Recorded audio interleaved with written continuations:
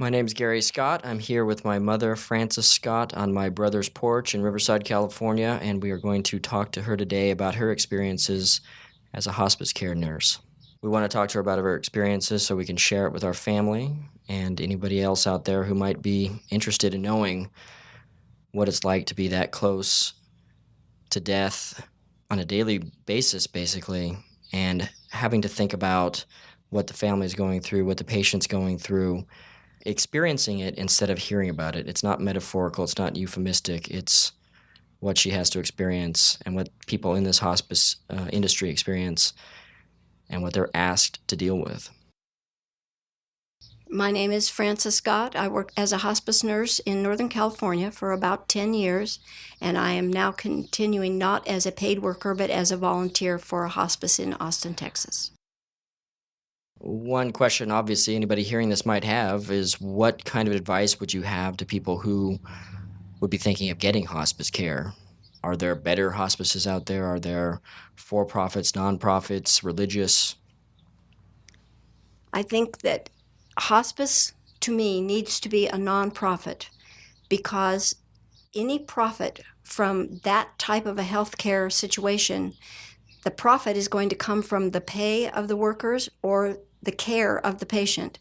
And the whole point of hospice is that you give the very best care that you possibly can, that whatever the patient needs, not wants, but needs, is to be given to them in a way that makes their entire experience with hospice one of making things better, making things more doable, making things more acceptable rather than less. And if you are cutting corners or not having enough staff, this is not happening. And there are plenty of for-profit hospices, but there are many nonprofits. They get their funding from Medicare if they're Medicare certified. They have fundraisers. They have people in the community who back them with good services, volunteers. All nonprofit hospices have volunteers who do a lot of the mundane things that a nurse might not have time to do but are important for the well-being of the patient. And I would just really carefully interview the people and find out what their theory is, what their plan of care is, and whether someone is making a profit out of this or not. Patients on hospice want to be on hospice. You can admit a patient to hospice if they're unconscious, but the family has to then agree. And the rest of the time, if they're not unconscious, they have to agree to be there. And we explain completely. They sign papers that say they know that we are not going to treat this illness. We are going to treat symptoms of the illness. And if they start acting as if they are feeling that other things need to be done, it's very easy to take them off of hospice. We've had issues where parts of the family didn't want them on hospice because usually they were back east and they wanted the person here to take them into their home and make them better. But that isn't a legal issue. And if the patient consents to hospice or the person who is their representative consents to hospice, then as long as we don't make a mistake of some kind, and I mean, we made some mistakes, but they were things like putting the wrong bandage on something, just little minor things, because we're not treating with emergency medicine and the critical care and the pass me this, we've got to stop this quickly. If they're bleeding from a cut, of course we're going to treat that, and that's treatable, so you're not going to have an issue with that. But if they have oral cancer and they begin to bleed internally, nobody can do anything about that. They already know that if that happens, what we are going to do, whatever they want us to do, as best we can foresee what's coming, we try to find out what are your wishes for that. Do you want us to what? And then that's what we try to do. So no, I never knew of anybody who sued hospice because the patient died. And really, that's about all you could come up with, I think. When I first went to nursing school, I went particularly to learn how to do mothers and babies. I wanted to work OBGYN, particularly newborn nursery. And so through my nursing school, of course, we got that and various other med-surg type things. But when I went to work during my last year, I worked at Doctor's Hospital in the newborn nursery. and maternity floor.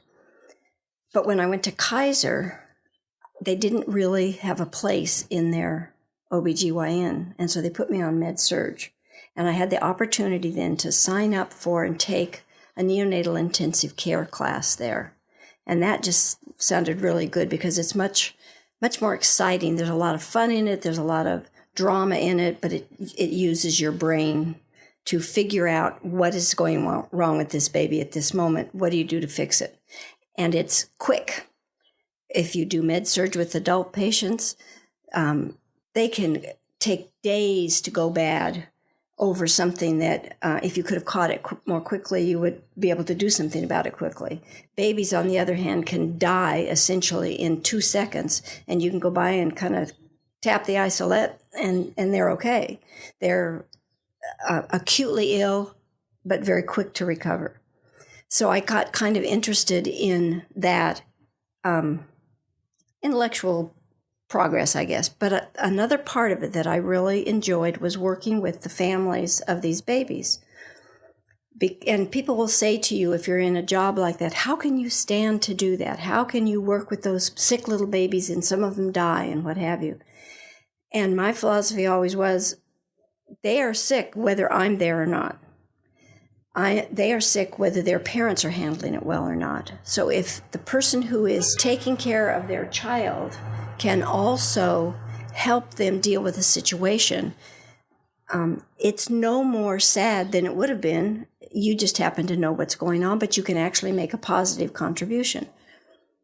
So I did that for quite a while.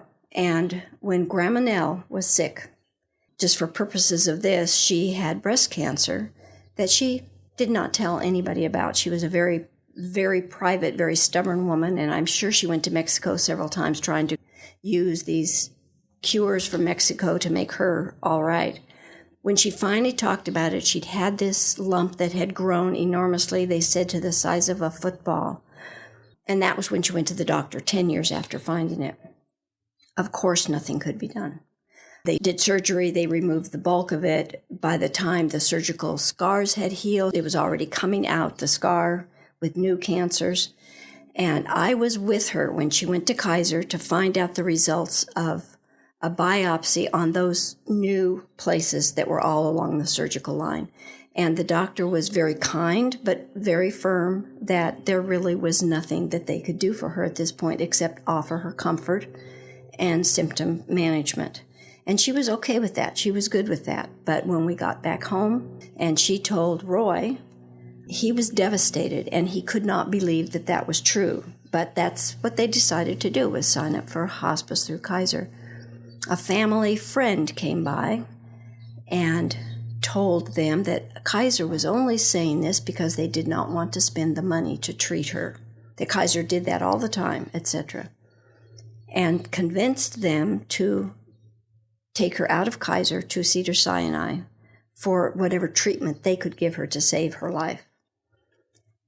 And in the process, essentially killed her. They did not apparently go through her medical records thoroughly enough to find out that they had changed her Coumadin dose. She had never been retested in. After about a month there of very, very uncomfortable treatments to her because she had to be stretched out on the x-ray table, positioned properly, and she'd had tuberculosis of the hip when she was a child, and one leg was about 3 inches shorter than the other, and so her body was not comfortable being flattened and so forth, to have x-ray treatment on this.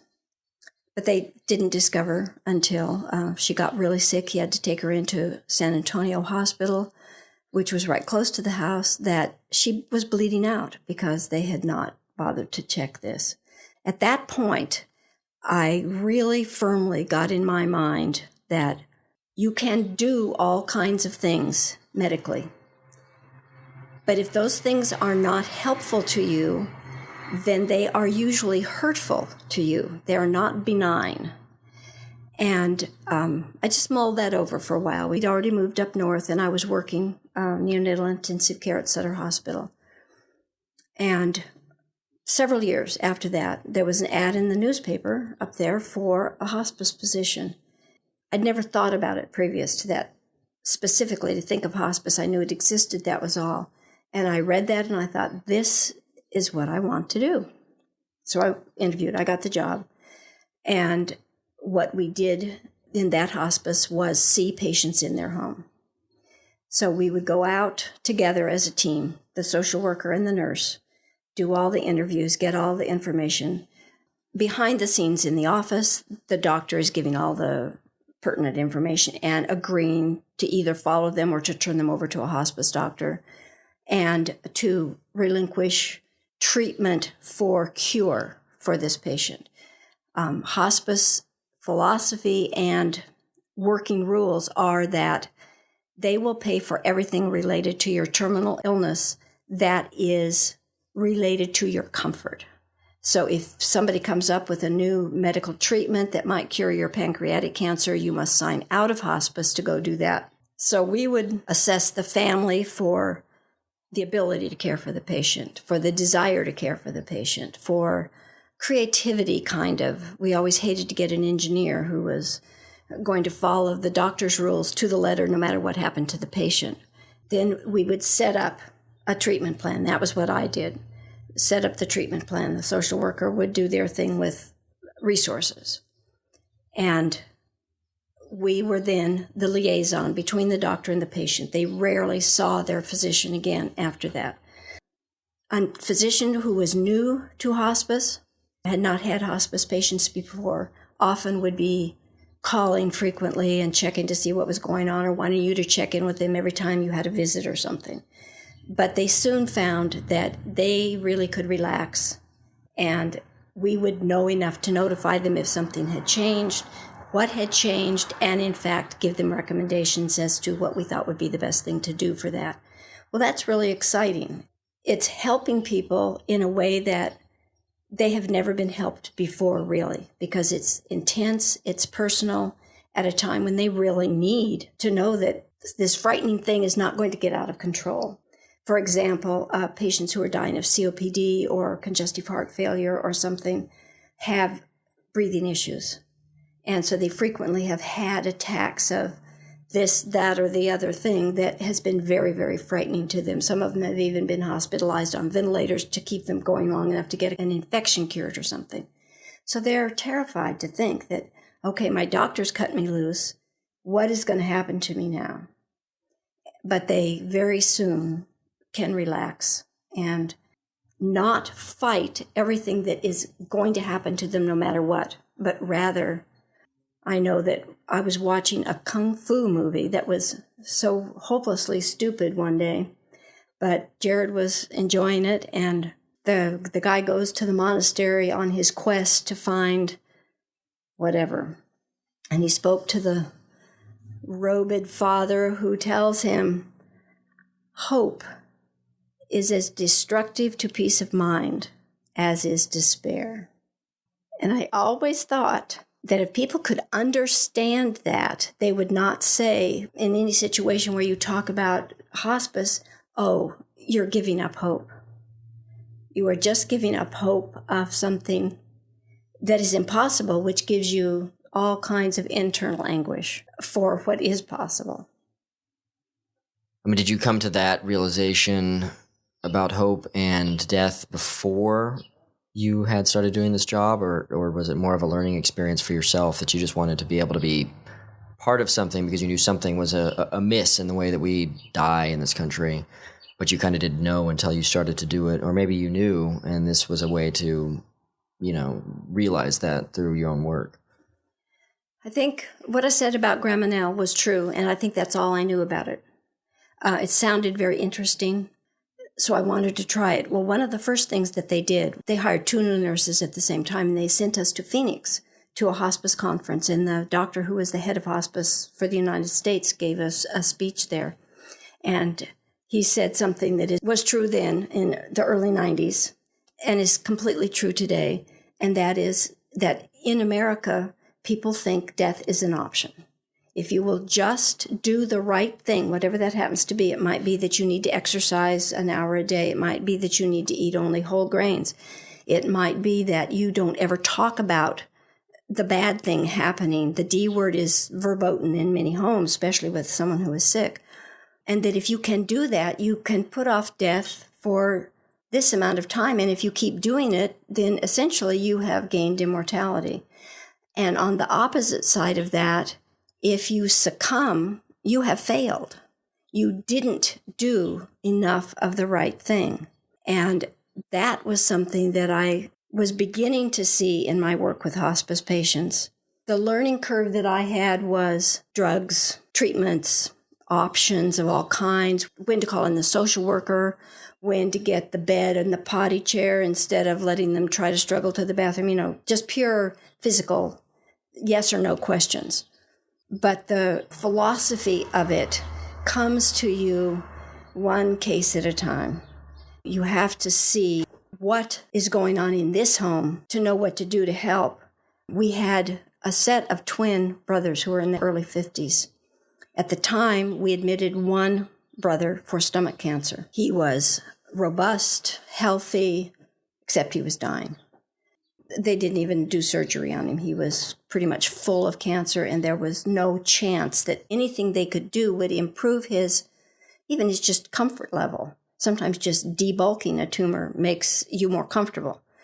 And we found with him that the social worker was busy all the time on his case.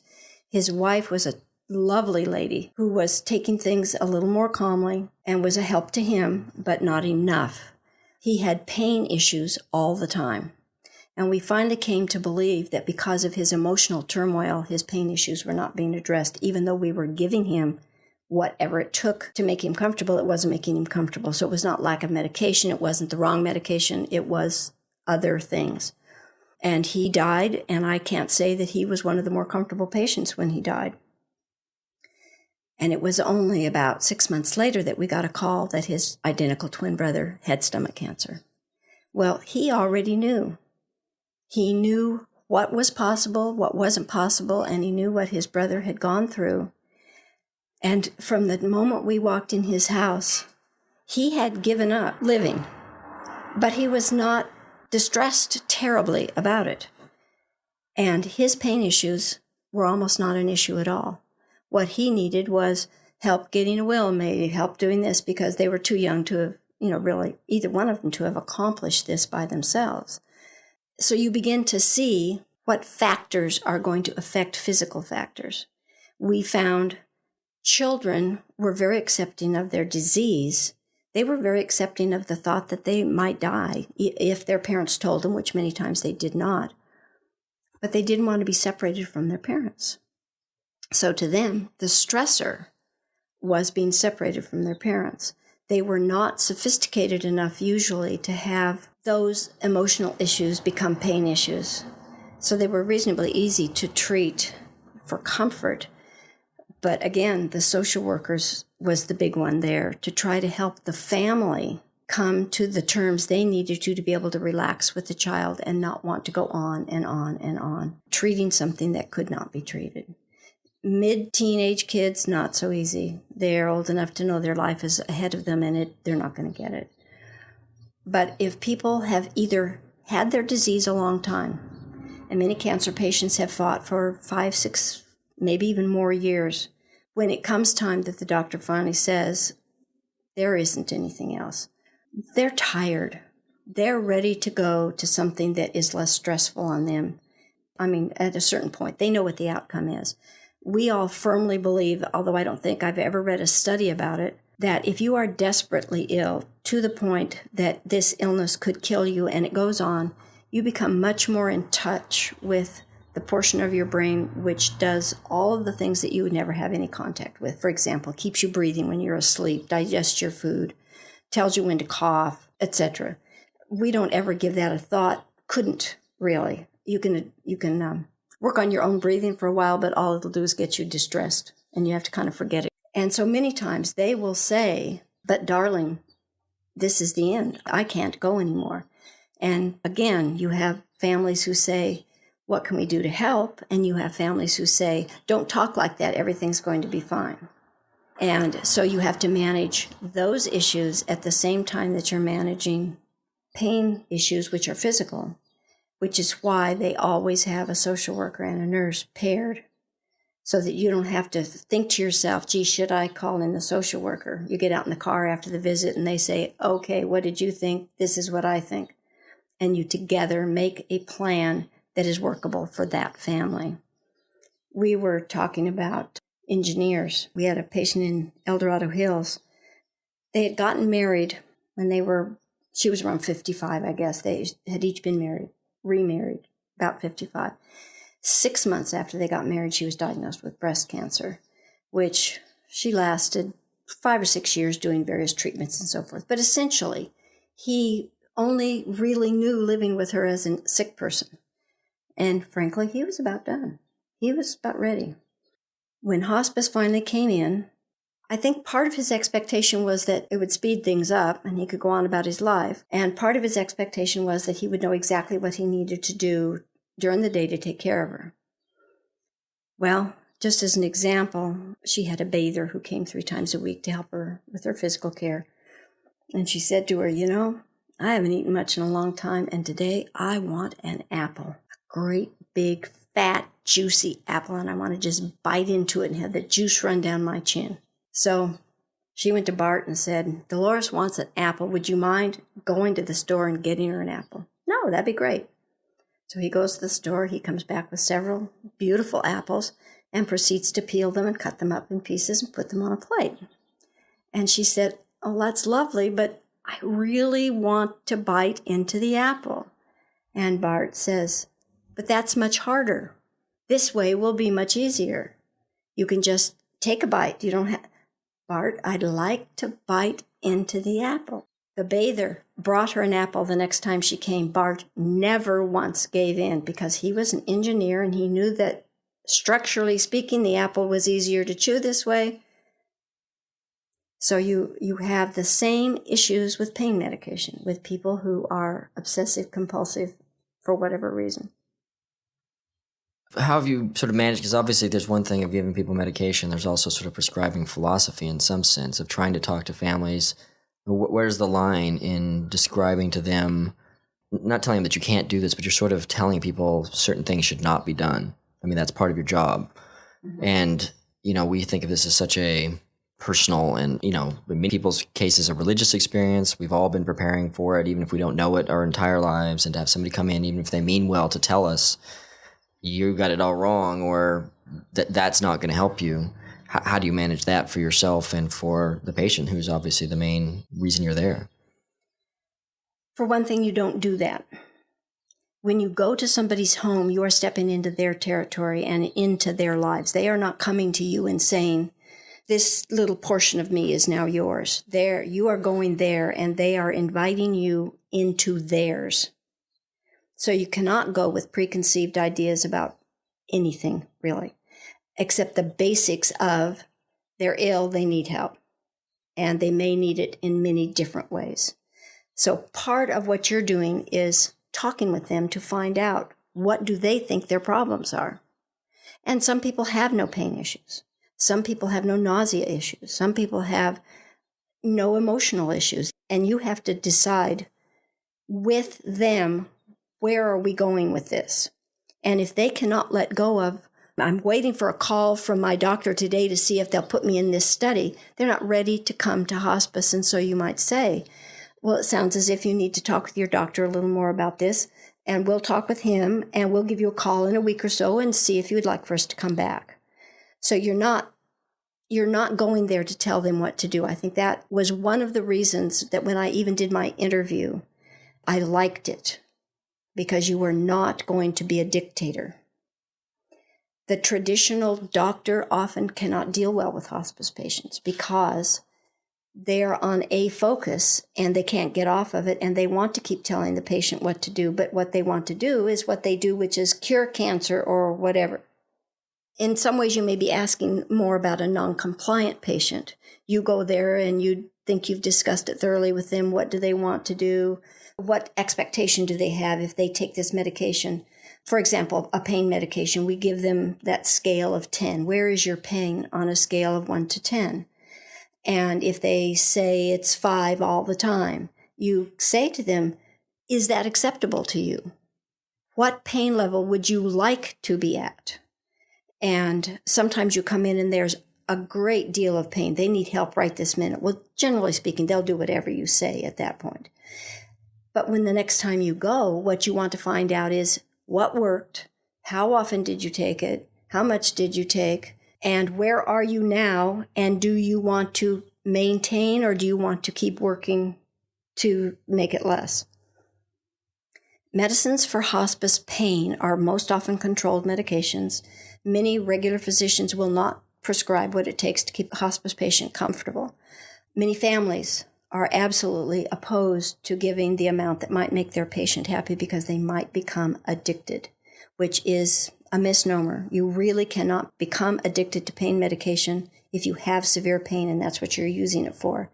If it controls your pain, but you like the feeling that goes with it, and you continue even when your pain is lessening, you might become psychologically addicted to it. It's not like an addict in the street who is taking it to drown emotional pain, because it doesn't work, so you end up having to take more and more. The engineer sort wants it on a bottle. Take one of these 4 times a day. They will ask you, do I wake them up at night and give it to them, etc. Our way of showing them what we expect them to do with the medication or hope they will do to gain this outcome is that you have something that you take on a regular basis, and then you have breakthrough medication. And you find out what is the correct dose for the all-the-time medication by starting at 1 every 3 hours, and in 2 hours or 1 hour, you assess, did that do what I wanted it to do? And if in an hour you feel just like you did when you started, then you write down that you took another one in an hour. And then maybe a half an hour or 2 hours, you reassess depending on how you are feeling. You keep a record of it. Then when the nurse comes to help you adjust everything, they can say, well, we started way too high or we started way too low. Let's make this our baseline now, and you still have your breakthrough medication.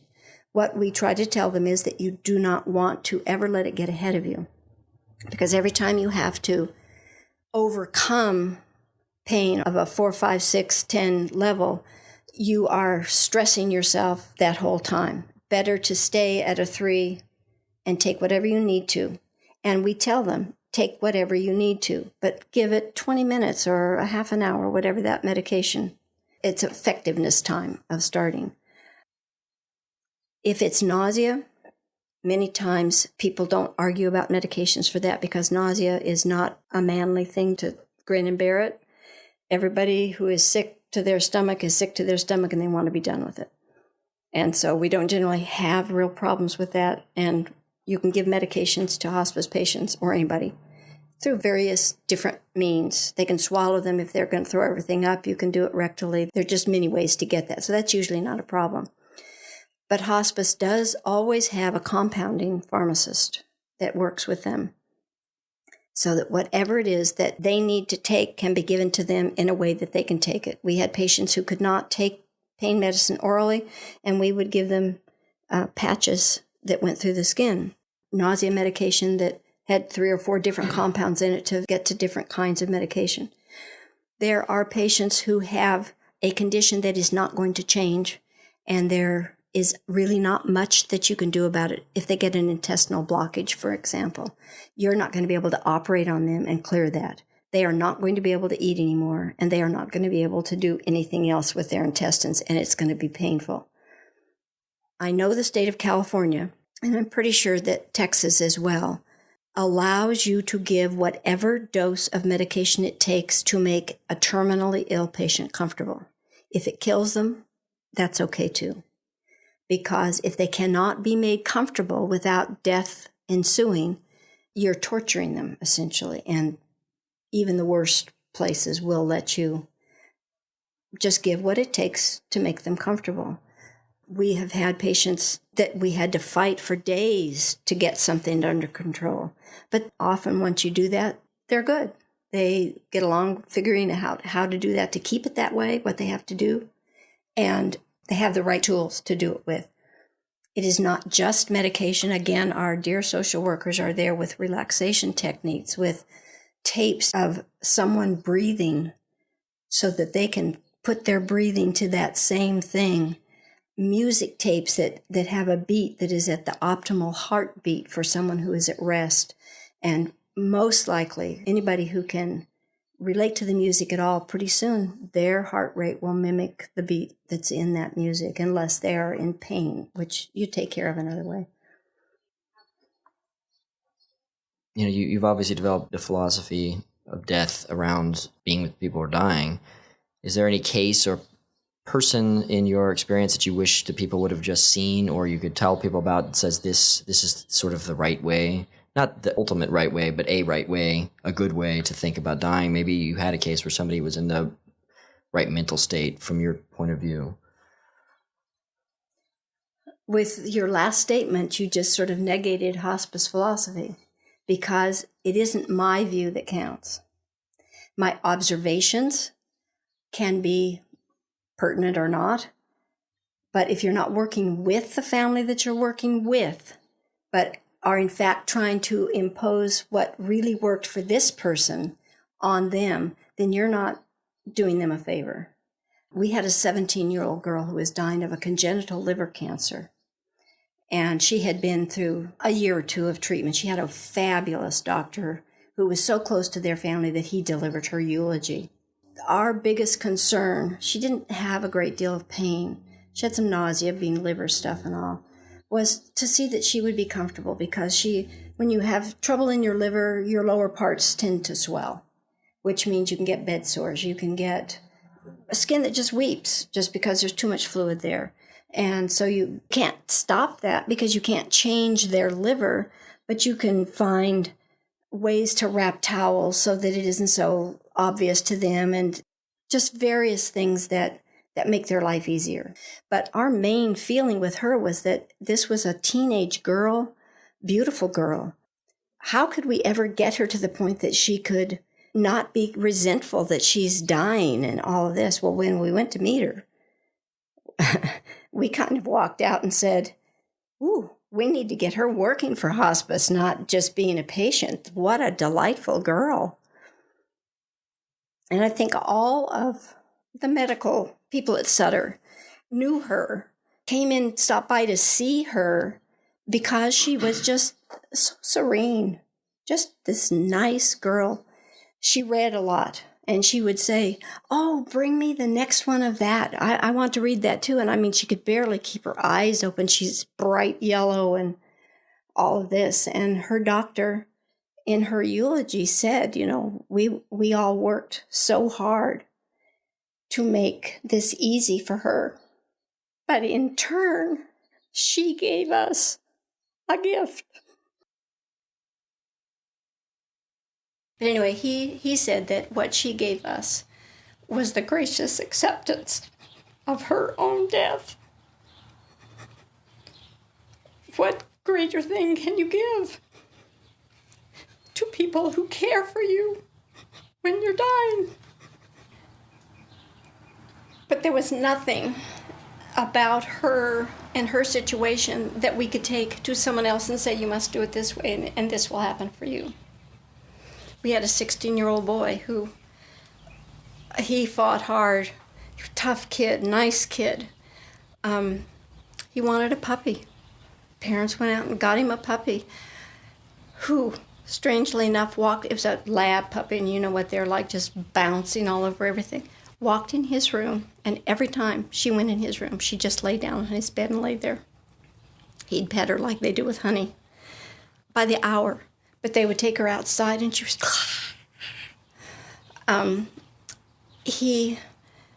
He wanted to share his story with other kids. He just did all kinds of things, and he made up his own death announcements of him with a cowboy hat and all of this, just, I'm going to tough this through, even though he knew it wasn't like, yeah, but kids who walk in the street, I can do it, no car's going to hit me.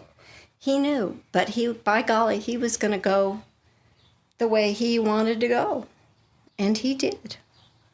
So what do? You tell somebody else, okay, get out there and do everything you've ever wanted to do. We had a woman who had pancreatic cancer and 2 little boys.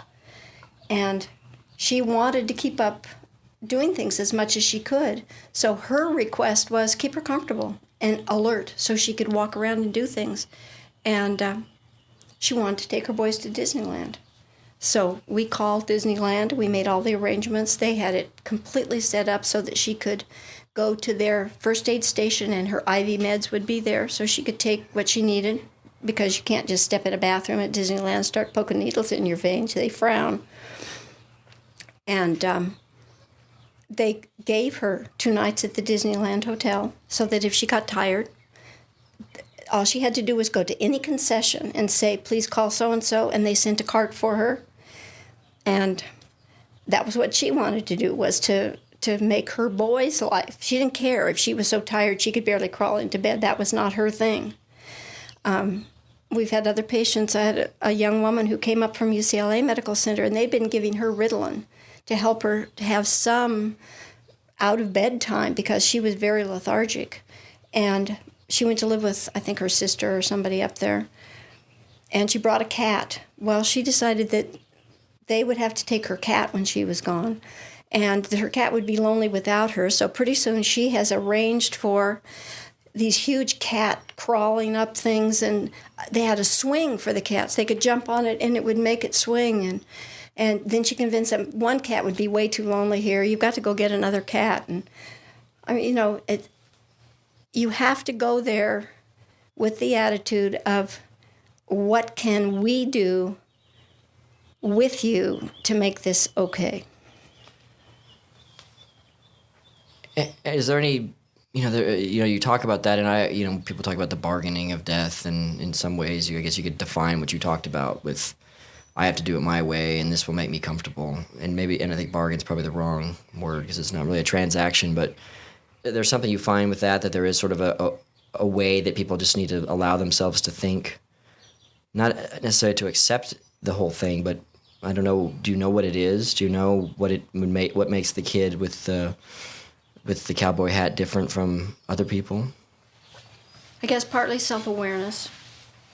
You have to know what you want to do with yourself, period, to be able to know what you want to do with yourself in such a grave situation. I don't think anybody knows. If I were to ask you now, what do you want your death to be like? You would say, I'd like to go to sleep and wake up dead. And many, many, many people say that. And so one of the big things that they are interested in is not having to leave their home, not having to go die in a hospital somewhere. And family members may have different expectations of this process as well. And they can be diametrically opposed. And our job is not to make this one see that one's point or that one see this one's point, but rather how to meld them a little bit and make it okay if yours doesn't go the way you want. We had a woman whose 90-some-odd-year-old mother was dying. She had always felt that her mother didn't care much for her, and she was in her 60s, I guess. She had a sister that the mother doted on who gave up nothing to come care for her mother, but all she heard all day long was how so-and-so just did these wonderful things. Oh, I got a card from her today after the one who was there living with her had changed her sheets 3 times. And she would talk to Paul, the social worker, and she told him on a number of occasions, I just want her to say, I love you. So Paul, of course, tried to, without saying your daughter wants you to, to get her to understand how the daughter was feeling, and what kind of expectations she might have of their relationship and so forth. That damned old woman died without ever acknowledging that her daughter had given up one thing or done one good thing for her. And so Paul's job essentially was to not deal with the woman. You weren't going to get anywhere with her. She was perfectly fine with what was going on. She was 90-something. It was not like it was a big surprise. But to get the daughter to accept that this is not going to happen for you. And it's either got to be okay to continue doing what you're doing, understanding that you are not probably ever going to hear those words from her, or do you need to bail out? Because we can put her in a home. Hospice will pay for a certain length of respite stay in a rest home, and then she had some insurance, I think, that would have done something. So you can't necessarily change everything to make it right. Sometimes it isn't right. It's very wrong. But everybody is still in that situation. They still have to go through it or not. And then they have to be able to live with it afterwards. And that my job was more the physical. Make sure that they don't feel like their patient was not getting good care. We had a lot of families who, as the patient could no longer eat, would want IV fluids for them. And we would tell them, someone who is very ill, their world is this. But as they get sicker and sicker and sicker, their world is this, and then it is this, until finally it is this, and then it's this.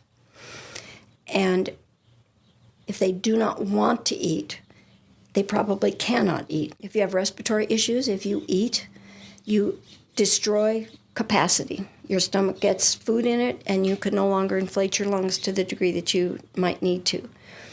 If you are having circulatory issues, breathing issues as well, you get all that in your intestines, and you don't have the blood flow to do what needs to be done, so you begin to feel terrible. And so you as a family member need to let go of, if you'll just eat this, you'll get better, because they won't and they can't. And if you want IV fluids, that's not a hospice thing. We don't try to prolong someone's death. We try to make their death comfortable. And IV fluids is not going to do that. Pretty soon, they'll start unloading in the chest cavity, in their lungs, and they're going to be in more discomfort. But if you want them, we will get them, but you will have to pay for them. And that generally ends that discussion pretty quickly, because that's very expensive. And I guess partly by just saying that, they understand that it really isn't going to work. It's this hoping for something that's the wrong thing to hope for. What you're hoping for should be over here. And so, yes, we try to show them individually to their cases what is the direction that we think would be fulfilled hopes, as opposed to the direction that would not. How do you deal with after death? I mean, just for yourself. I think a lot of people think of death as being such a profound thing, and that's one of the reasons it's so frightening and why you have to stay away from it if you can. So I guess maybe two-part. Is death profound to you anymore, and do you need to deal with after death with the family as a medical person?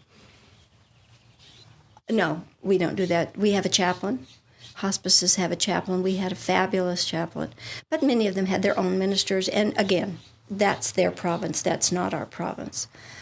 The actual death, a hospice nurse goes there. And in California, can pronounce the patient. And their time of death is the official time of death. And we stay with them if they want us to. We call the funeral home. We had to call and report it to the county. There probably were Placerville City Police, but it's a county thing. And we would report it. We'd say, this is so-and-so, I'm a nurse with hospice, I have a death.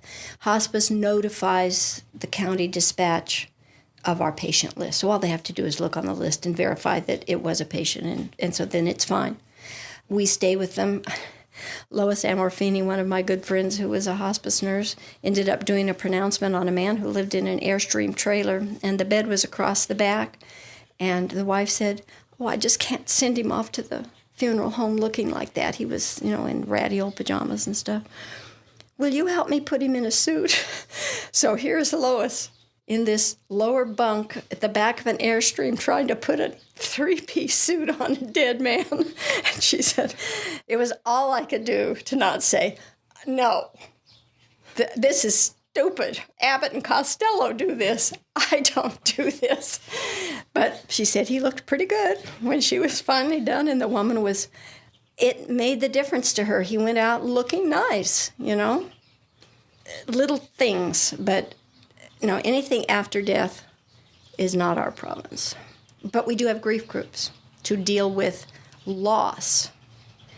That's a very different thing from dealing with spiritual things or whatever.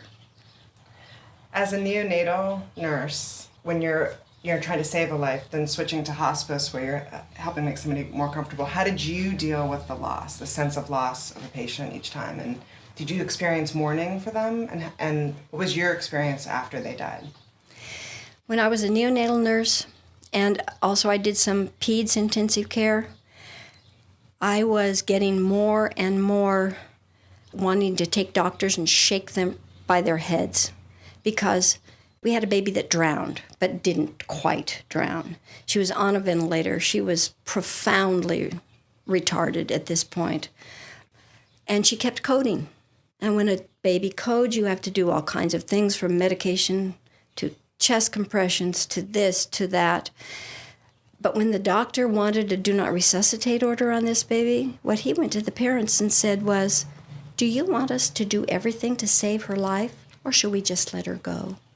He did not say, "Do you want us to keep prolonging her death over and over, when inevitably one day we will not be able to, and all of these will have been in vain? Or should we take her off her machines, and would you like to hold her and let her go peacefully?" I was done with that when I went to hospice, and I think that really, if I think about it, was one of the reasons that hospice ad looked good to me, because people were accepting death realistically. It's there. I had patients that I still wish were around. Babies, not so much, because we dealt with the family. The baby had a personality, but you deal with their sense of loss. I mean, they've waited 9 months to have this baby, and then this terrible stuff happens. But my hospice patients, even the kids or whatever, families are different. And some you don't know very well because you're not there very long. They've waited till the last 20 minutes to call us in. And so it's a job. You go in and you do what you need to do, and then you move on and rarely think too much about them. But there are plenty that, yes, you're going to miss seeing the people in their family. You really have bonded well with them. The patient has been someone who has taught you a lot about a variety of things. And it's hard, but you have to keep moving on, because you have to keep moving on too. There are still 10 more patients out there that you need to go see and problems to solve. We have some patients that have no problems. I mean, they're doing just fine. Everybody is on board at the same place, and they're comfortable, and we just kind of are there to help out with what might come up or might not. But I don't think you ever get to the point that you just say, "Yeah, he's gone," unless he didn't mean that much to you. When I volunteered hospice at Christopher House, when I come in, I might ask, "Is there anybody actively dying?" Well, I don't know most of them, because it's been a week since I was there, so either they've gone home, the ones that were there, or they've died. And I have no expectation of these people living. It's harder to lose a patient when you are trying to keep them alive and something happens. Even inevitable, even when their stated intention is to get better, even though everybody knows they're not going to. But in that way, it is routine a little bit. But the reason I go there is because I can do something for them while they are there. And the fact that they're not the same one that was there, that's there the next time, just kind of goes with the territory. A lot of what you're trying to write is sort of a forward of why does it matter to impart sort of some wisdom of what you experience to other people, because you want people, I think, to think of death differently than they do now. So what is it? You know, is it an easy thing to explain, or you just sort of want people to know your experiences so that they can see this in a different way? I think I just saw so many fun, interesting, sad, and despairing things that I think about them, and I use them. I use some of the stories just when I'm talking to people about things that for me, I wanted to put it down. I don't know that I ever had any expectation much of anybody else ever reading it even. I think that what I would like to see come out of it is absolutely impossible, because it's not me that I think needs to learn what is in there. But there are so many people, Sarah Palin and her death panels, and well-intentioned cardiologists, oncologists, who need to really understand that there comes a time when you have to say, why are we doing this? I have known oncologists who felt if you had a 5% chance of gaining anything from this treatment, it was worth doing, even though it might make you so sick you wish you were dead. That's wrong. And healthcare is expensive enough without doing to poor, sick people more than they can handle. I've seen patients who died because of the treatment they were getting when they could have probably lived in hospice for a little bit longer, but a whole lot more comfortable. And it wasn't a surprise that it went that way. If it were a surprise and you said, we did everything we could do, and by golly, the cat fell over dead anyway, that's one thing. But if that cat had cancer of the brain and was flopping all over the floor, you wouldn't say, oh, well, let's try radiation. Oh, well, that didn't work. Let's try chemotherapy. Oh, well, let's see if we can teach her to walk with a physical therapist this time. You say enough is enough. Keep her as comfortable as you can and let nature take its course. Or with animals, you can even go beyond that. I know that Oregon allows physician-assisted suicide for a hospice patient who is capable of saying that they want that, and then capable some number of hours or days later, the same thing. A family member can't do it for you because that could be touchy. But in hospice, we had some patients who committed suicide. They got on hospice, I think, so they could get the medication to do the job. Mostly ALS patients, actually. But patients that did not already have that intention, I don't think felt the need anymore. We had patients sometimes who said, I just want this over with. Can't you do something, even knowing that wasn't going to happen. But what they're asking for is take away this state that I'm in now. Whatever you do, replace it with something that's bound to be better. And people coming to care for you, people coming to give advice to you and your family, to help you through the next hour, the next two, the next day. And then most of that being accomplished most of the time, people don't feel the need. And I think that many people die unable to discuss it with their family, even though they know it's coming. People who want to say, would you ask so-and-so to sing Ave Maria at my funeral? Oh, come on now, let's not talk like that. People who just want to lie there and look out the window, peacefully, quietly, and they die at home in their own beds. They go to sleep and they don't wake up. And I think that as a nation, we feel like you have to fight something even though there is no fight to fight. But my little story is not going to change that. But if enough people in positions to be able to reach enough people would do the stories. I don't know if you heard Keith Oberman when he did one of his rants when his father was dying. It was beautiful. And what he said was, let him alone. He wants to be let alone. It took him a long time to say it, but every point he brought up was exactly right. Just because you are in a hospital, maybe because you can't stay home, doesn't mean that they should be trying to make something happen that is not going to happen. You remember Dave, who lived next door to us? His father had a heart attack, and this heart attack killed him, essentially. But the paramedics got there, and by calling the paramedics, by the way, you are giving them permission to do whatever it takes to keep you alive till they can turn you over to a doctor. He was in Sutter Memorial Hospital for 3 months before he finally died. And every single day of that was miserable. His kidneys failed. They put him on dialysis. Everything. And finally, at the end, a day or two before he actually died, they finally just let him lie there and die. But how much better off he would have been if the paramedics had said, he's gone. Well, let's take him down to the hospital and let the doctor look at him, but there's nothing really that we can do. That would have been kinder, and it was known. A paramedic knows this.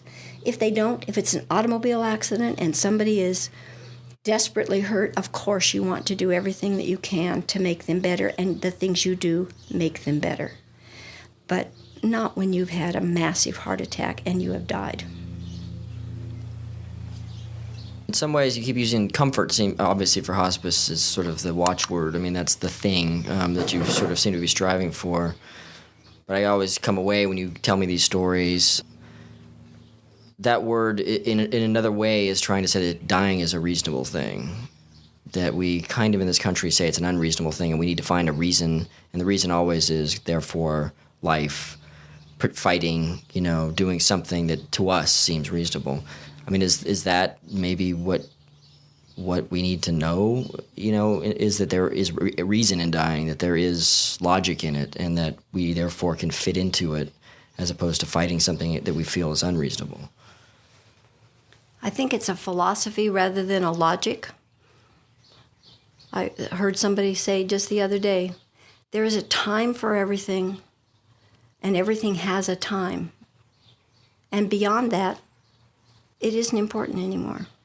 And this person was talking about things. And I kind of took it in my mind, knowing what they were saying, but to me, I don't have to worry about what happens to my things when I'm gone. If you personally don't want my Raggedy Ann dolls that Annie Maud made, so what? She made them for me. And I think death is the same thing. If your life has been lived, then it's time to let go. And I don't mean kill yourself because you think life is over because your boyfriend left you or whatever. I'm saying that if you have a disease that is taking your life, right back to hoping. Comfort is not being so anxious all the time. It's not striving desperately for something and killing yourself faster along the way, or at least making what you have wrong. There is a time. If there were one person who had successfully managed to beat death and live to be 850 years old because he did the right things, then I guess some people might have a logical reason to continue doing this. But it has never happened, and it never will. Your pets are all going to die. Your plants are all going to die. Sequoia trees eventually are going to die. And they have the grace to go ahead and do it. And we don't in many cases. And sometimes worse, our families can't let us go. We've had so many patients who needed someone to say, it's okay, let go, and have died within the hour.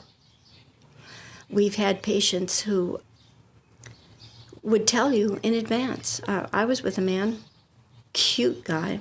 He had some liver problems that were blocking the return blood flow from the bottom of his body. So his scrotum and his penis were just enormous and very painful to him. Well, our remedy for that was frozen peas or corn because it molds nicely. And, he just thought that was great. I mean, he couldn't talk enough about frozen peas and corn. He was going to buy him a farm in Kansas so he could get enough corn to freeze. And we were there one day. He needed to finish something about his will. And his wife just stuck her head in the door and said, I got hold of the lawyer, and he's coming on April 12th.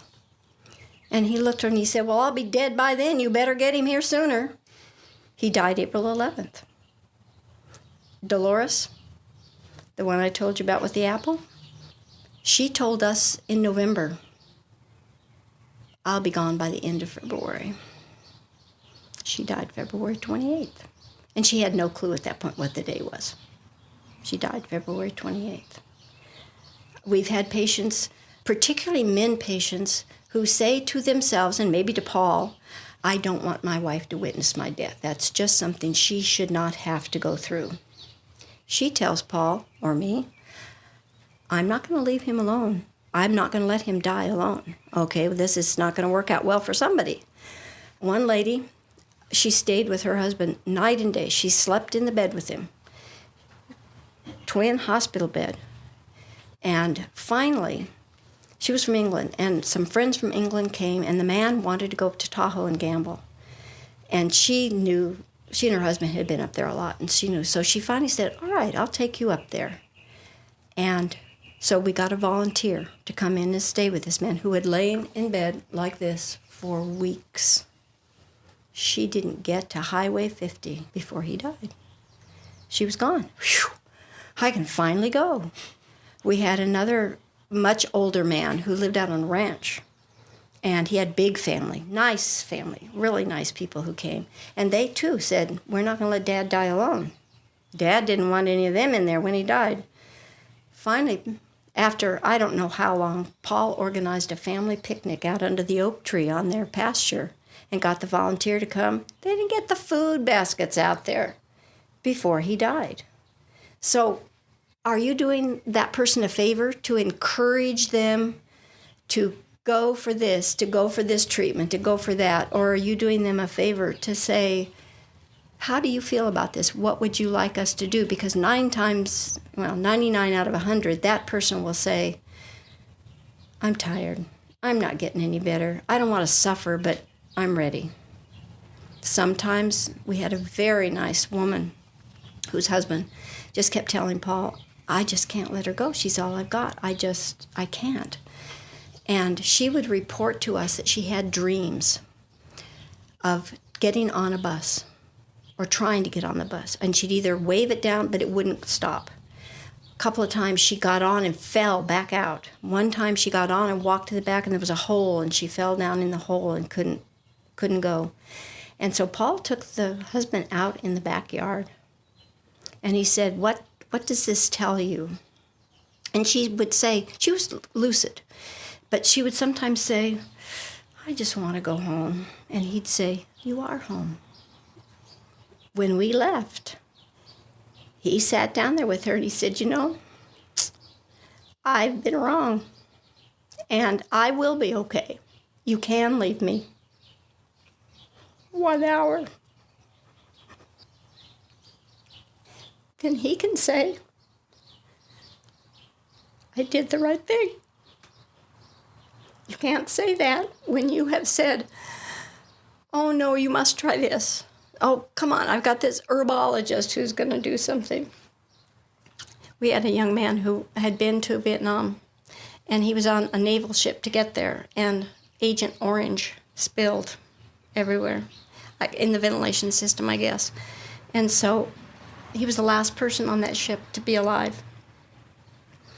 And he decided that if he drank enough carrot juice, I think it was, that he would live, that he could keep pushing this off.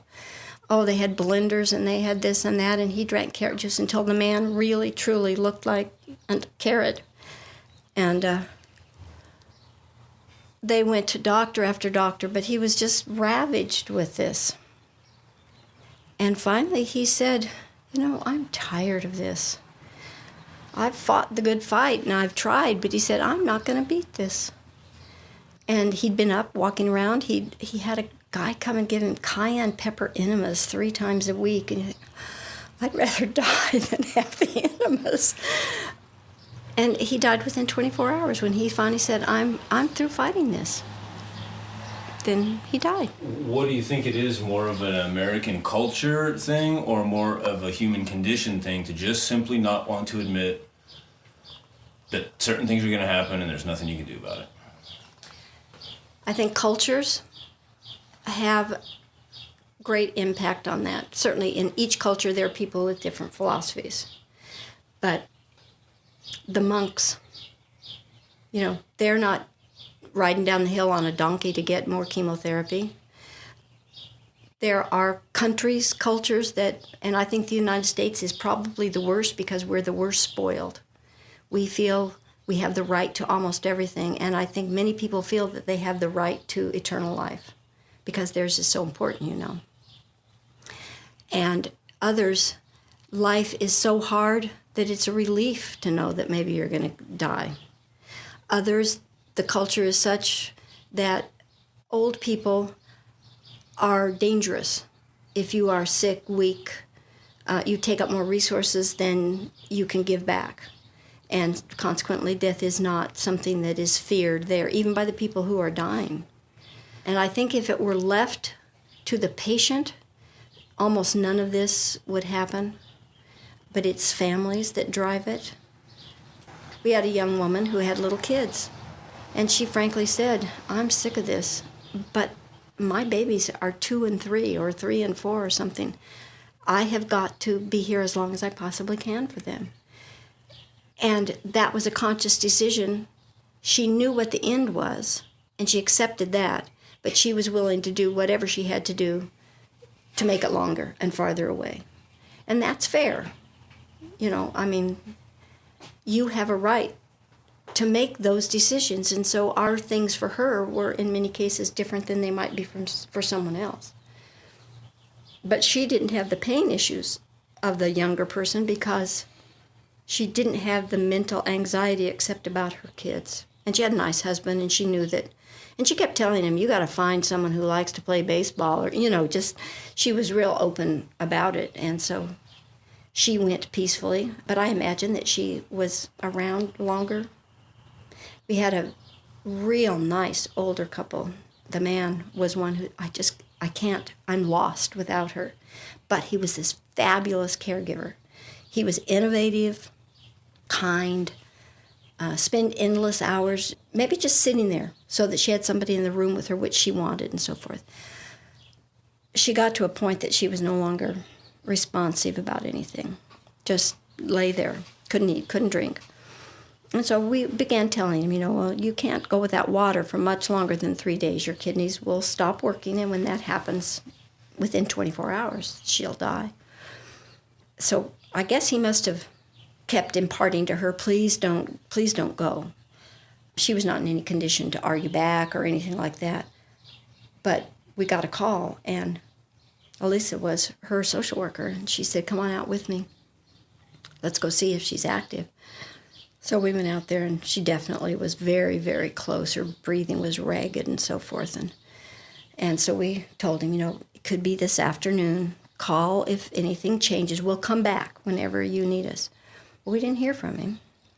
And the next day, of course, we went, her regular nurse and Elise went out there, and she was kind of fluttering her eyes a little bit. And truthfully, over a period of 2 months, she got to the point that she could get out of bed, she could walk to the bathroom and go back to bed, and he could help her do a lot of things. And he said to Elisa, I am so grateful for this time. I feel like my whole life has changed, that she's here. And Elise kept saying, but this is going to change again. And he said, I think I can handle it when it changes again. And when it did, she died very quickly, and he was fine. I can't explain that, but I don't have to. What I have to do as the person who's helping them is, day by day, help them do what they need to do to get by. What do you think the other sectors of Western medicine and healthcare can learn from hospice and the kind of philosophy that's based about seeing the big picture, which is the care and comfort of the patient rather than the agendas of the hospital, the doctor, the pharmaceutical companies?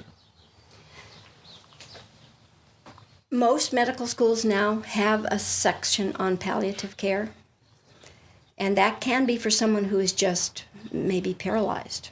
And their care, you're not going to cure the paralysis, but there's care that needs to go to keep them as healthy as possible. But it also refers to hospice care.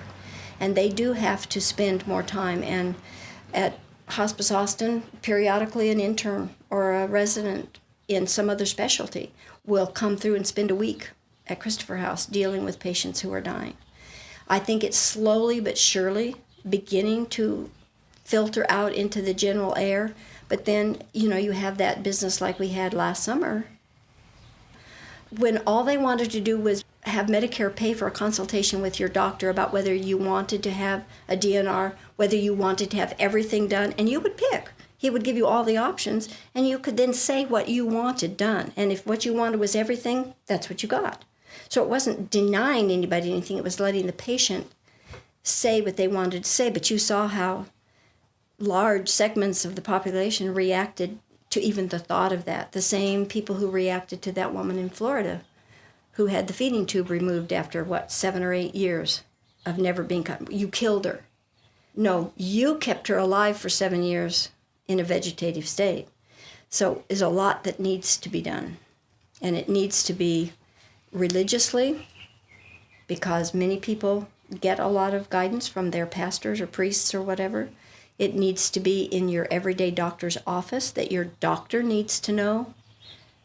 And offer true alternatives, not, oh, shall we do everything we can to save him or shall we just let him go?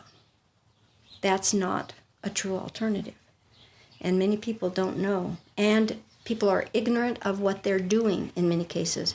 If you call 911, you have not said, please take him to the hospital where they can see what's the matter with him. You're saying, if he dies on the way, you do everything to bring this person back, even though maybe it's someone who's had COPD for years and has struggled and struggled. So, and they don't know they're doing that.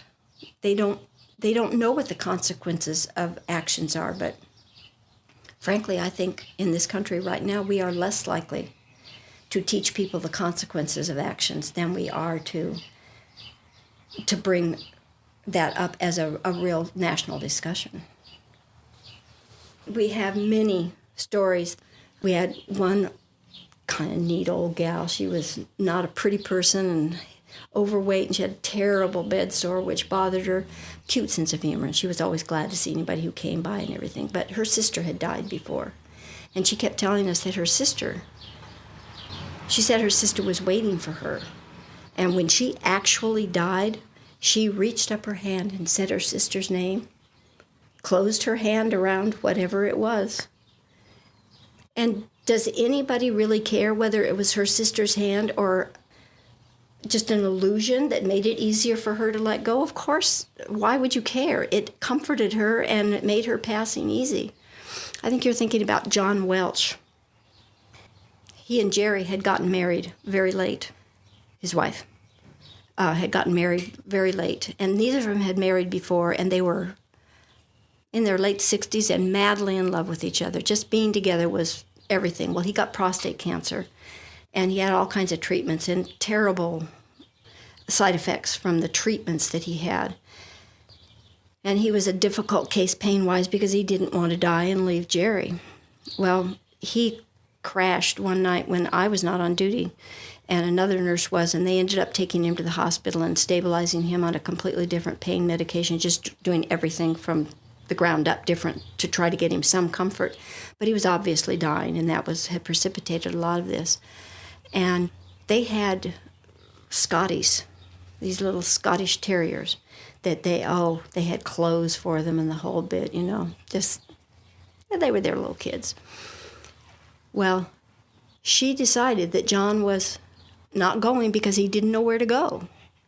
And so she walked him, figuratively speaking, down a hill.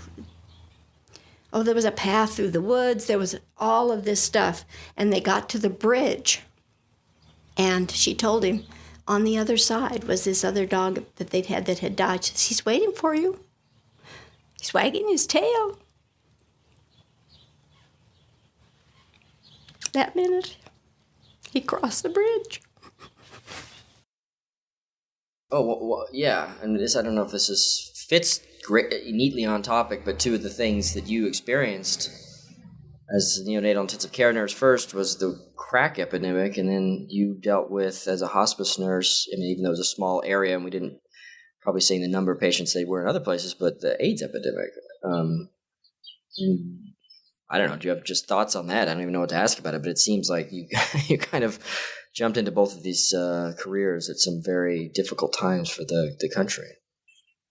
The AIDS epidemic was at the height, and the drugs that they now use to make it more or less a chronic disease were just coming on the market. Just not everybody got them, so forth.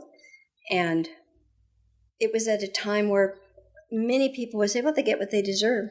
You do that, you deserve to die. You're not worth living. And I had no real connection with the homosexual lifestyle other than Arthur Kirk, who was a family friend, but it was at the same time not talked about. You didn't ask him anything about that part of his life, and I really didn't even put it together till after he died. So I was dealing with people who were pariahs somewhat, and particularly up in Placerville, which is a community of elderly people who were not necessarily really open-minded. And so I went into it completely blind to that part of it.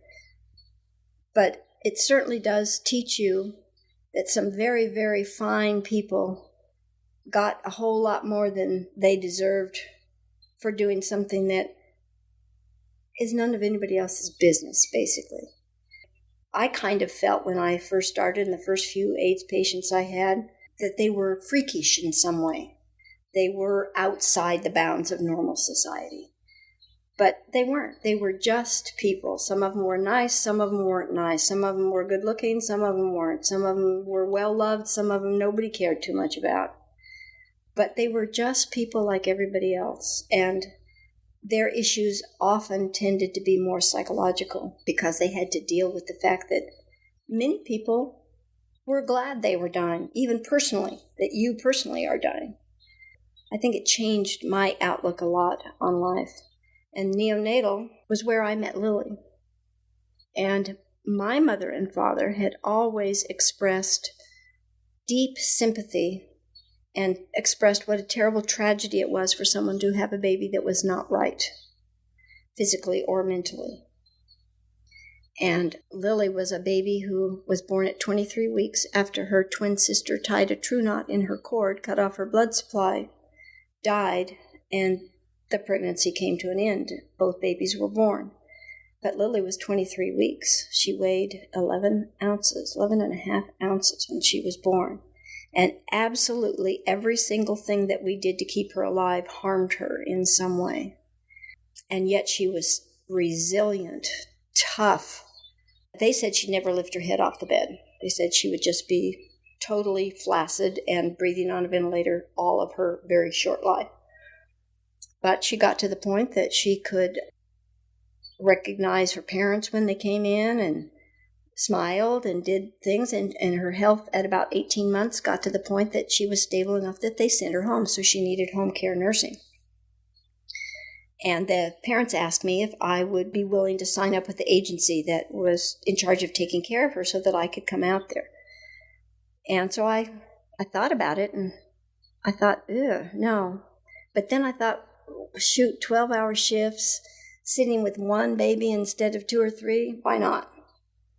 There are challenges to being in home nursing. For one thing, you don't have the backup of the hospital.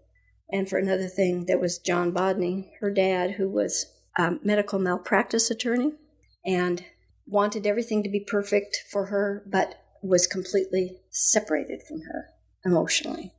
I did some night shifts, and the mother provided a little mat on the floor and a pillow and so forth. No, I didn't go to sleep. You weren't supposed to go to sleep. You're there listening for alarms and so forth.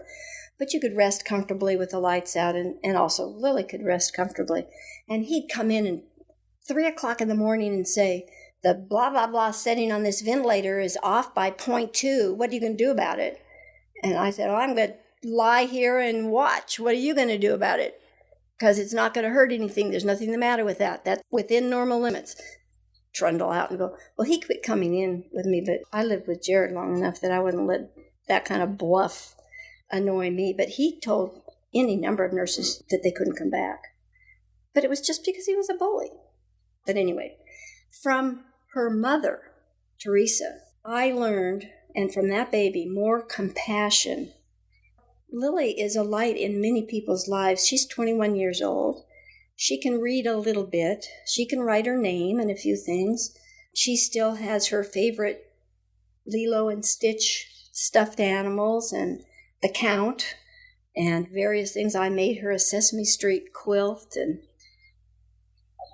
it's been years since I've seen her, but last time we were in Sacramento, they came and met us for lunch, and she saw me, and she said, oh, Frances. Oh, Frances. She knew who I was. She couldn't say, oh, you're the nurse who took care of me, because I took care of her till she was 8 or 9. I'd go and spend the day so that Teresa could get out. But I wouldn't have wanted that baby to die and be gone for anything. She's something that teaches you that life is not necessarily just living up to a certain set of expectations. And Teresa always used to say, if she can learn one new thing a day, then she'll be happy and I'll be happy. I don't care what that one thing is. I think I grew a lot as a person, or shrunk, whatever way you want to think of that. But And that was also helpful in dealing with the patients, because that was when I was doing neonatal, a lot of it. But I still kept her all the time we lived up there.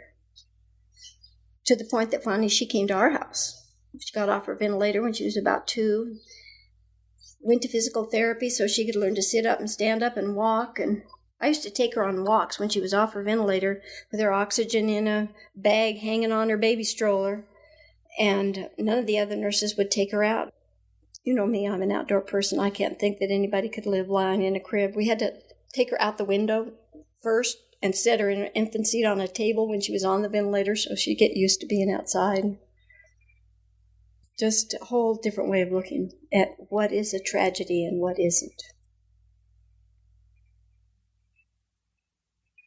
You had also said something about learning about more about people. I mean, you talked a little bit about it with AIDS patients, but maybe talk a little bit more about that. You were just saying about, visiting these people's homes and learning a lot more about just people. I mean, obviously this is a time when not many people can censor themselves because it's such a intense experience that they're not going to do the niceties necessarily anymore. They're going to expose themselves. I think the biggest thing about that is that they were no different. They were no different from my other patients. It was just different people taking care of them. I had one man whose partner had died already, and he was dying. And he'd been a forest ranger up in the El Dorado National Forest there. And he had some kind of nasty gewgaws sitting around his house and stuff, but other people had things that were a little offensive too, but just not in that particular way. But he was a nice guy. He was educated. He was funny. He was kind. And we had patients who were icky, people that you don't want to deal with at all. We had one guy who had spent time in prison for beating his wife, and who knows what else. That was all he told us. He had lung cancer, and he smoked constantly, and he played mind games with everybody who came in there. His cancer had begun as colon cancer. This is true. When they did the surgery on him and did the colostomy, he had them put his asshole in lucite square so he could show it to people. Now, I mean, this is a really nice guy. He loved to shock you. He loved to be rude to you. We had one home health aide who was a very religious person. Her son had committed suicide, and that was kind of what gave her some strength to carry on. And he played her that he was coming to Jesus and all this until one day she came and he just laughed in her face and said, "That's all so stupid." All the time. And he was my patient. I went on vacation once and Lois went and took care of him. And he said, "Is that Frances a dyke? She wears short hair and comfortable shoes. She must be a dyke." And Lois said, "You can say whatever you want. You're not going to shock me. I've been all around, but you will be polite about my friends." But the next person who walks in, he'd do it again. He had no one to help take care of him. He finally bribed some friend that he would leave all of his money that was in the bank when he got to where he couldn't take care of himself. They would let him come to their house to live. And he did eventually go there, and he only stayed a few days, and we found out later he had no money in the bank. So, can you not treat him well? No. My job was to make his situation as easy for him as I could. You don't have to take anything that you don't want to take, but tolerance, I guess. But you're perfectly free to talk about him behind his back after he's gone. To what extent did the exceptional patients and the ones that really had inner strength and inspired you and everything else help to compensate for the ones that were pissers? Because there were few. Really, truly, by the time a family, and usually there were family members, comes to the point that they ask for hospice, it's because they're the type of people who want to do the right thing for someone they love. And so generally you don't get a lot of cruddy people because they don't want to, they just stick them in the home and go on about their business. You were going to ask about religion, and I think the one thing that really surprised me about religion and my patients was that it didn't help them at all. That was going to be my question, which was, taking a sample of X number of patients, what percentage of them were religious, and to what extent did those people find the comfort that religion sells in the religion and that it actually helped them in their time of need and to what percentage maybe even showed loss of faith at the very end, or to what extent were they helped, and to what extent were the people who didn't have faith, at a deficit, if at all? I don't think it made any difference, if you want the truth. Some patients would ask Paul, do you believe in God? And he would say, well, what I believe is really not important. What do you believe? And some of them would say, I don't know.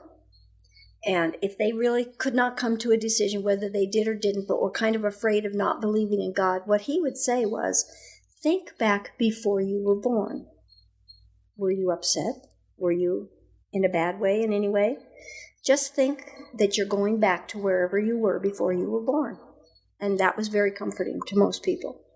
The people for whom religion was a comfort, I think partly it was because members of their church came to see them, the pastor came to see them, and it was that was the comfort. But I don't think I ever had one patient who said, well, I'm ready to go, I'm going to be with Jesus. And no, I never saw that. And I never saw a patient who was grateful that their loved one was going until they were gone. Then all the faith stuff would start coming out.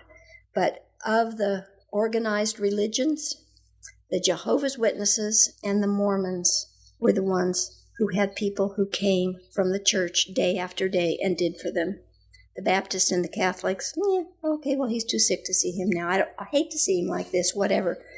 We had a Jehovah's Witness family. It was a young woman, had breast cancer, and she had a son who was about 9. She'd homeschooled him. Somebody came every day, school day, picked that boy up and took him and homeschooled with their children. And when she died, they took the boy to live with her. The husband could come. He could spend any amount of time he wanted there. He could take the boy, but he lived there so she could continue his homeschooling in the religion that the mother had felt was important for him. I really didn't see religion as being a big issue once they were home in bed. It was the people they knew, the family they were in, and the friends that they had. Tell me what basically the years that you did this for, where, and if you'd want to do it again. Early 1990s, I'm not exactly sure of the year, but we moved up there in 89, and I think I worked at SETA for a couple of years before I went to work for Hospice. And so it was for approximately 10 years. And I was on call every third weekend up there, and I know that at one point I had 3 deaths in one night. Just got to bed at 10 o'clock, and at 11 somebody called and their patient had died. So I drove, Placerville was way up in the hills. Many of our patients were a long way. Did what I needed to do there. While I was still there, I got a call from someone else. So when I left them, I went to that person's house, got everything finished there, went home, went to bed, and at 5 o'clock the phone rang again, and I went out. And about that point, I thought, you know what? I really am getting too old to do this on a regular basis because they're going to die at night. If you're on call, that's when it's going to happen. And it's hard getting out of bed and going back and then immediately having to wake up. I don't see how JJ does it, except that there's great excitement getting on the truck and all the noise and all that stuff. So I suppose the adrenaline gets you going. I was like dragging myself even to the car. The work itself, yes, it's important enough that I now volunteer. I have 2 home patients right now that I sit for, and I have my 2 hours every week at Christopher House because I think it's very important. And I wouldn't want to not be there. I mean, it's always nice for people to say, oh, hospice is just wonderful. We just think you're great. I mean, that's incentive. But the fact that they say it, they don't say it because they're being polite.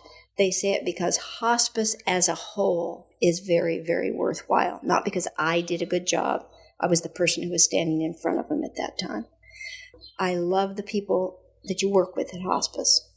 I have met only 1 or 2 people in all the hospice people, and I'm not talking patients here, I'm talking employees, that I thought were not particularly nice people, but they were still good to their patients. I think it's a marvelous, wonderful thing, and I hope that our Republican Congress does not see fit to cut off the hospice benefit because it will close down many. When I was doing it, I think it was like $103 a day For every day that the patient's in hospice, hospice pays for everything. If it goes over that, you go into your charity funds and you pay it. If it's under that, then you have some funds for somebody else, which is sort of socialism. And we know there are people in our country who don't appreciate anything that comes to us through a socialistic principle. And I just hope it continues to grow and that people who have relations in hospice think of it when it comes time for someone else who is sick or when it comes time for them, because I think it makes absolutely all the difference in the world for yourself and for your family at the end of your life. My question is the physical feeling of what it was like after that person passed. So whether it's, just the physical sensation that you felt and sort of just more the raw physical nature of it. That's an interesting question, and I guess I'll answer it honestly. When you're the one who's going to pronounce that person and you are there at the actual death, you want to really be sure they're dead. It's not hard. I'm not saying that it's a difficult thing, but you're on the spot with all of these people saying, oh, is he really gone? Kind of a little anxiety, but that's just a personal thing. Usually you're happy because, and I don't mean happy as in joyous, but when you're actually dying, your respirations get very ragged. A lot of people get what they call that death rattle, which just means you're not swallowing your secretion. So every breath is kind of rumbling through water and so forth. And generally speaking, you're not up in a chair 1 minute and dying the next. Although I did admit a patient once. She was up, answered all the questions, walked and let me in at the door. And so the family, after we'd done all of our paperwork and everything, her son and daughter-in-law wanted to know how long did I think it would be before she died. Well, you kind of give a general answer. I don't know how long it's going to be before she dies. I've just met her today. So I said, well, she seems to be doing very well now, but her disease is one that can progress rather quickly. So probably not today, and she probably won't be here 10 months from now or 6 months from now. But we'll just have to kind of read things as we go along. I didn't get back to the office before that woman died. There you are. The family is always tearful right at that moment. But surprisingly, I think people recover from that shock of it actually happening pretty quickly. And then they kind of go into things that you have to get done mode. Ceremony and the tradition of a funeral or a wake or a viewing or these things, while they don't help the dead person in the slightest, I think they very much do help the family who wants to do them. Not a family that you are pushing them to do it, but it gives them something positive to do that they still feel they're doing for their loved one. I can't think that I really feel a great deal of sadness when a hospice patient dies because there is no shock value there. That's what you have been there for all along. And you've seen them decline and you've seen them have days that just really weren't worth living. And maybe it gets better and maybe they have good days and bad days, but pretty soon the bad days outnumber the good days. And even though they're not desperate, they're not living. They can't go anywhere. They don't enjoy company. I think there's always some relief, and I think the family feels it, and then they feel guilty and don't want to express that. So you don't often hear that. And it's a mixture of things. And of course, it makes a difference. That man I was telling you about that was so awful and did so many mean mind games and things, he died smoking a cigarette. And coughing and choking. And I was sitting there with him, patting him on the back. And I'm sorry, but I said, it won't be much longer now. This will be over soon. And I was thinking, thank God. And trying really hard to sound like it will be a blessing for you, you poor dear man. But that's the only person I can think of that I wasn't sorry to see him personally go. Has your experience made you think any differently, or the thought of your own passing? Have you thought of that more than perhaps you might not have? How would I know? Can't do it both ways. And when you're younger, you don't think of your own passing very much. And as I'm older, it's more of a possibility that it could be within the foreseeable future. I know that I don't want to die in respiratory distress. Let's just say that. When my mother died, I did not want her to have that agitation and terminal anxiety, which can be from a number of causes. It's usually lack of oxygen or pain. And so I arranged before we ever could call hospice, because she really didn't have a terminal within 6 months diagnosis, even though she was 93. But I talked with her doctor and I said, I want Linda, her caregiver, to have these two things there. The one, the liquid morphine, I couldn't get. But she gave me enough Ativan, which is a sedative, anti-anxiety sort of a medication, so that if anything began that was distressing to her, if we had to, we could knock her clear out on these things, which is exactly what we did. And she died peacefully, quietly, with no outward anxiety at all, not talking, not listening, but to all outward appearances, which is the best you can ever do, comfortable, because we had the medication right there. I called hospice right away. Her doctor was very cooperative. We got the morphine there right away, so that cut that breathing problem. I guess that I just hope that either I'll die quickly or that there will be people there who know how to alleviate terminal distress. Because, of course, you can't ask these people later, how did you feel? Was it as frightening as it looked to be looking at you? Just from my own professional experience, I always bristle when I hear people talk about things like passing or any euphemism for death. And that's mostly because it's a public discussion that I personally feel we use euphemisms and we give power to words like death panels, as you mentioned earlier. But it may not be so easy, obviously, when you're talking to people personally. There's no real reason in that situation not to be euphemistic, perhaps. Or maybe there's a balance that you've had to deal with, because I imagine those are things that that sort of rhetoric of death is something you have to deal with on a daily basis. From my standpoint, less euphemism is better. What is your sense of it? You have to kind of know the person and the family as to how much you're going to use there. But we had team meetings every week where we discussed each patient and where they were and what was going on. And we generally just called it the D word because we were being silly. But some patients or families cannot use anything but pass, or when something happens or whatever, exactly what you say. And whatever their euphemism is, they'll continue to use it. We try to just go ahead and speak our medical speak that's toned down for them. And if it includes that, when they get to be actively dying, we don't say he's actively passing. We have a booklet that we give them called Gone From My Sight, and every hospice I've ever had anything to do with, which is like 3 or 4, gives this booklet. And what it does, it kind of gives this little metaphor at the beginning of the boat sailing out of sight over the horizon. The boat isn't gone, but you can't see it anymore. And that's kind of the way to think of someone who is in the process of dying. And it gives stages. A month or 2 before death, you might see these things. Several weeks, you might see these. Several days, you might see these. Several hours, you might see these. And they're fairly universal. Someone dying is dying, and it doesn't really change much whether it's cancer or AIDS or a stroke or a heart attack, unless it's the quickness.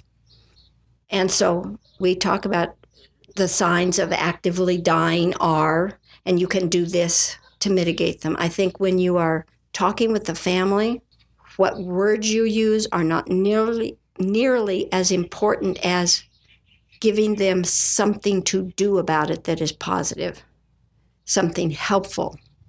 Doesn't help to say, you might hear this gurgling sound, but don't pay any attention to that. They all do it. Well, that's not helpful, because nobody wants to sit there and listen to somebody. And it's like somebody gargling almost. And yes, it probably isn't good, but if the patient were aware of it enough for it to be bothering them, they would be aware enough to clear their throat. So it's more, what can the family do? So the words you use to get there are not as important, I think, as your purpose. What about when you want to talk to the broader audience, to the national debate of these things? Do you feel the words matter there? I think you almost have to use death and dying, because otherwise you're telling them that you're skirting the same issues that they are. You're buying into their paranoia. The most important thing that I think, and I hope that I got across, is that everybody does it.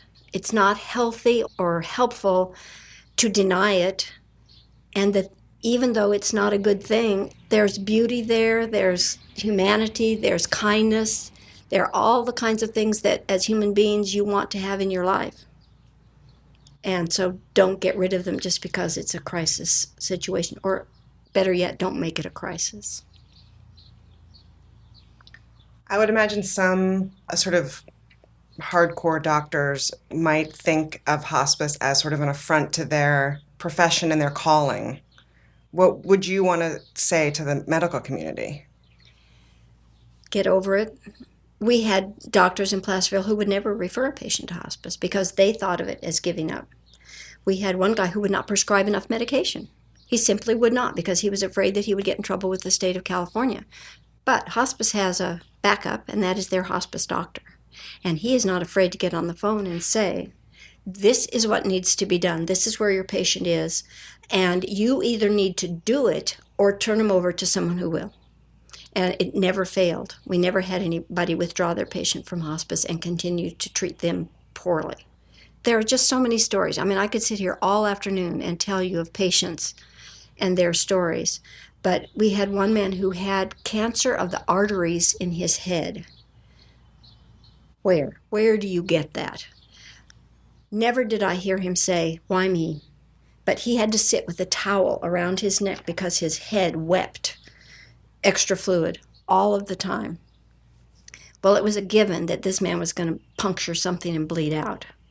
And he had some pain, and he had some fluid issues. The man had a terrible, horrible ending in sight, no matter how you look at it. And his doctor was a little hesitant to turn him over to hospice. I don't know what his deal was because I never spoke to him. The things that we could do that his doctor could never do were making sure that he had brown towels so that if something bled, she didn't have to look at it on a stark white towel. We had the knowledge and could get in the physical therapist or whatever to find positions where he could be comfortable. He could hardly lay his head down.